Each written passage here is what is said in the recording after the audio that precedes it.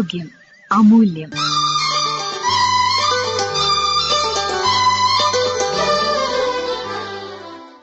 Kleptomania, ഇതേക്കുറിച്ച് സംസാരിക്കുന്നു Kozhikode KMCT medical കോളേജിലെ consultant psychiatrist doctor Mithun Das PV.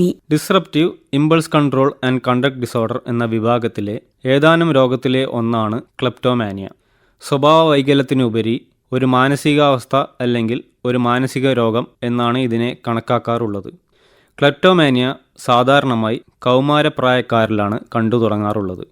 ഒരു വ്യക്തിക്ക് മോഷണം നടത്താനുള്ള അമിതമായ ആഗ്രഹവും അതിനെ നിയന്ത്രിക്കാൻ പറ്റാത്ത അവസ്ഥയും ഇതിൽ കാണും.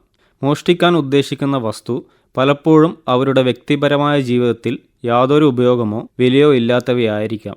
അതുകൊണ്ടുതന്നെ പലപ്പോഴും മോഷണശേഷം ആ വസ്തു കളയുകയോ മറ്റാർക്കെങ്കിലും കൊടുക്കുകയാണ് പതിവ്. സാധാരണയായുള്ള മോഷണത്തിനെ അപേക്ഷിച്ച് ഇതിനുള്ള വ്യത്യാസം എന്തെന്നാൽ ഇവിടെ മോഷ്ടിക്കപ്പെടുന്ന വസ്തു എന്നതിലുപരി മോഷണം എന്ന പ്രവൃത്തിയാണ് ഇവരുടെ ലക്ഷ്യം. മിക്കപ്പോഴും ഈ മോഷണങ്ങൾക്ക് യാതൊരു പ്ലാനിങ്ങും ഉണ്ടാവുന്നതല്ല. മാത്രമല്ല തനിച്ചായിരിക്കാം ഇതൊക്കെ ചെയ്യുന്നതും. അമിതമായി മോഷ്ടിക്കാനുള്ള ആഗ്രഹം, ആ ആഗ്രഹത്തെ നിയന്ത്രിക്കാൻ പറ്റാതെ വരിക, അതുമൂലം മാനസിക സമ്മർദ്ദം ഉണ്ടാവുക, ഈ മാനസിക സമ്മർദ്ദത്തിൻ്റെ മൂർധന്യത്തിൽ മോഷണം നടത്തുക, ആ പ്രവൃത്തിയിലൂടെ മാനസിക സമ്മർദ്ദം കുറയുക, അതിനുശേഷം കുറ്റബോധം ഉണ്ടാവുകയോ ഉണ്ടാവാതിരിക്കുകയോ ചെയ്യുക എന്നതൊക്കെയാണ് ഇതിൻ്റെ ലക്ഷണങ്ങൾ. തലച്ചോറിലെ ഘടനയുടെ മാറ്റങ്ങൾ, തലച്ചോറിലെ ന്യൂറോ ട്രാൻസ്മിറ്റർ രാസവസ്തുവിലെ വ്യതിയാനം, അതിൽ പ്രധാനമായും സിറോട്ടോണിൻ, ജനിതക കാരണങ്ങൾ അതായത് genetic factors, psycho social factors അതായത് ജീവിത സാഹചര്യങ്ങൾ, ഉദാഹരണത്തിന് ഒറ്റപ്പെടൽ, ചെറുപ്പത്തിലെ അവഗണന, മാതാപിതാക്കളുടെ സ്നേഹക്കുറവ്, പീഡനങ്ങൾ, കുടുംബ പ്രശ്നങ്ങൾ, ഇതൊക്കെയാണ് ക്ലെപ്റ്റോമാനിയ ഉണ്ടാകാനുള്ള കാരണങ്ങൾ. ചിലപ്പോഴൊക്കെ സ്ട്രെസ് ഈ രോഗത്തെ പുറംതള്ളാറുണ്ട്. ക്ലെപ്റ്റോമാനിയക്ക് 2 രീതിയിലുള്ള ചികിത്സകളുണ്ട്: ഫാർമക്കോളജിക്കലും നോൺ ഫാർമക്കോളജിക്കൽ. ഫാർമക്കോളജിക്കൽ എന്നത് മരുന്നിൻ്റെ സഹായത്തോടെയുള്ള ട്രീറ്റ്മെൻറ്റ്. അതിൽ നമ്മൾ ഉപയോഗിക്കുന്നത് മൂഡ് സ്റ്റെബിലൈസേഴ്സ് എന്ന ഗണത്തിൽപ്പെട്ട മരുന്നുകൾ, അല്ലെങ്കിൽ SSRI എന്ന ഗണത്തിൽപ്പെട്ട മരുന്നുകൾ, അതുമല്ലെങ്കിൽ ECT അതായത് ഇലക്ട്രോ കൺവൾസീവ് തെറാപ്പി.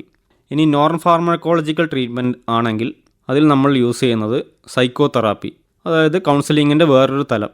അവിടെ insight oriented psycho therapy, behavioural therapy അല്ലെങ്കിൽ സൈക്കോ അനാലിസിസ് ഇവയൊക്കെയാണ് നമ്മൾ ഉപയോഗിക്കുന്നത്.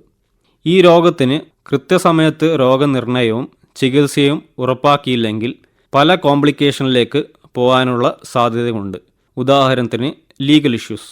മിക്കപ്പോഴും ഈ രോഗികളെ മോഷണശേഷം പിടിക്കപ്പെടുമ്പോൾ നിയമത്തിന് വിട്ടുകൊടുക്കുകയോ അല്ലെങ്കിൽ ശിക്ഷിക്കുകയോ ചെയ്യാറാണ് പതിവ്.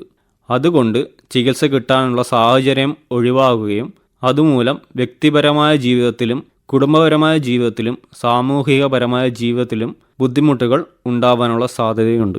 ക്ലെപ്റ്റോമാനിയ, ഇതേക്കുറിച്ച് ഇതുവരെ സംസാരിച്ചത് കോഴിക്കോട് KMCT മെഡിക്കൽ കോളേജിലെ consultant psychiatrist doctor Mithun Das PV.